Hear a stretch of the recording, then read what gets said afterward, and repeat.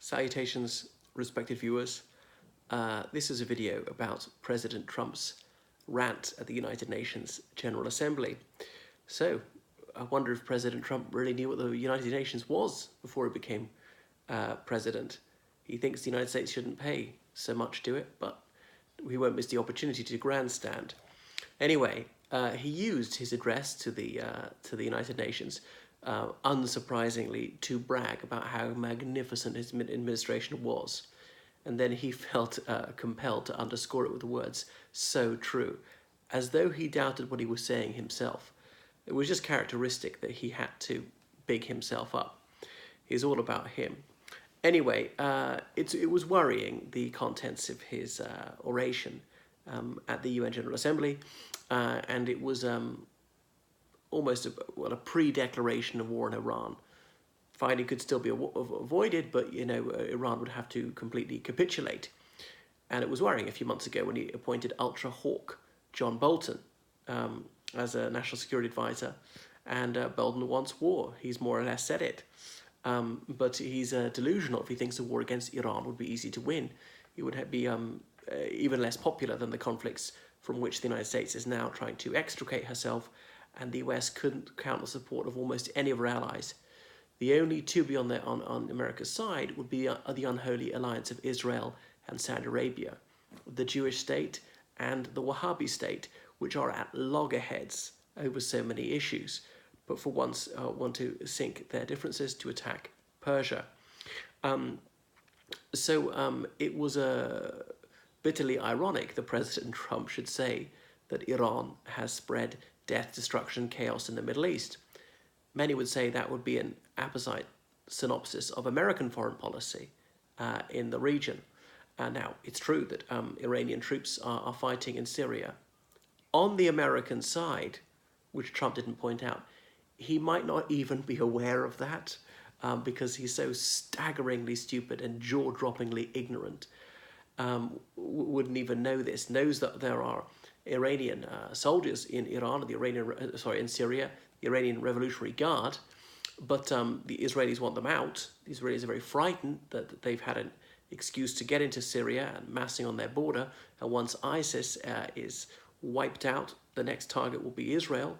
Of course, Iran has a lot of stalwart allies in Lebanon, again on Israel's northern frontier. And then John Bolton made this statement about the Islamic Republic of Iran engaging in lies, cheating, and deceit. Lies, cheating, and deceit might as well be Trump's motto. And again, it was a case of pots calling kettles black, that someone who works for Trump should accuse others of lying. Now, I'm not saying that Tehran always tells the truth. Most governments lie, and the Iranian government will be no exception. But the US government was really off the charts, certainly so far as Western governments go, for flagrant lying, for shameless, almost non-stop lying. An average of 8 lies or misleading statements told by President Trump on the record every single day. If he's telling that many lies on the record, how many is he telling off the record? There might be things we don't know at the moment, whether they're true or not, may yet transpire to have been fallacious. So, John Bolton said there would be hell to pay if Iran harms the United States or her allies.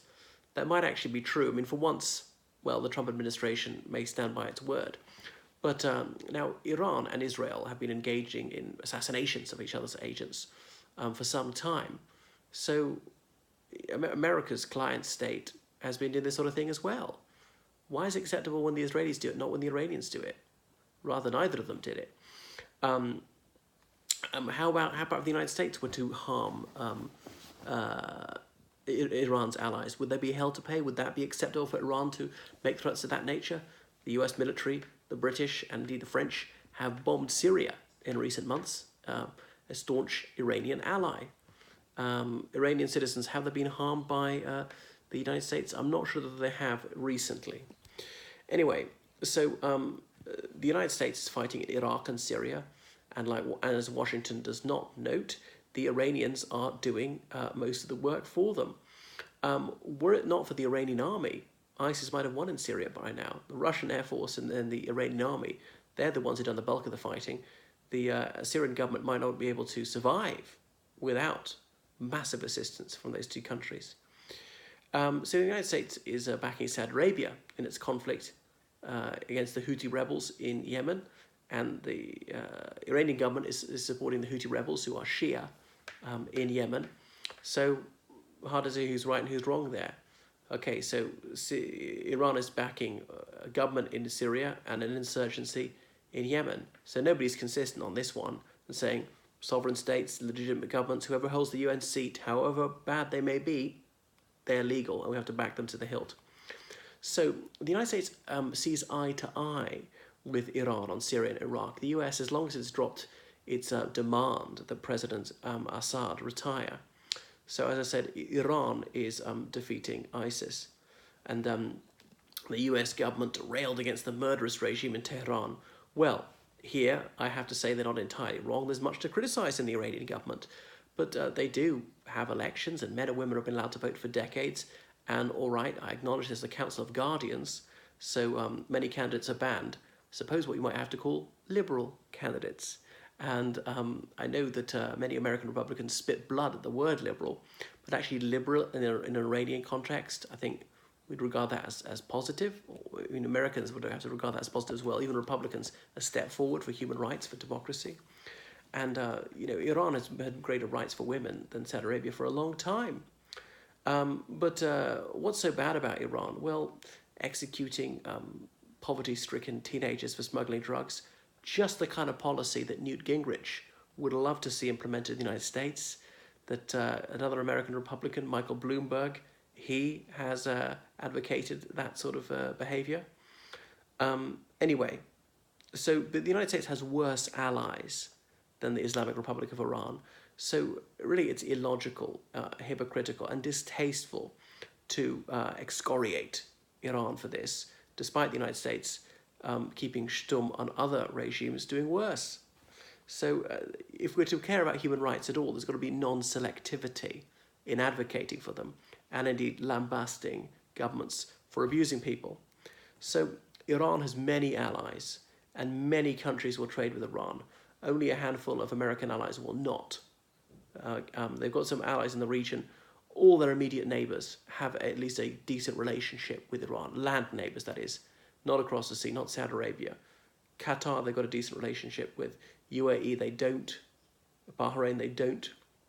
So it all goes back to the Joint Comprehensive Plan of Action that was signed about 3 years ago, when many countries agreed that this is where they would make sure that Iran did not develop nuclear weapons.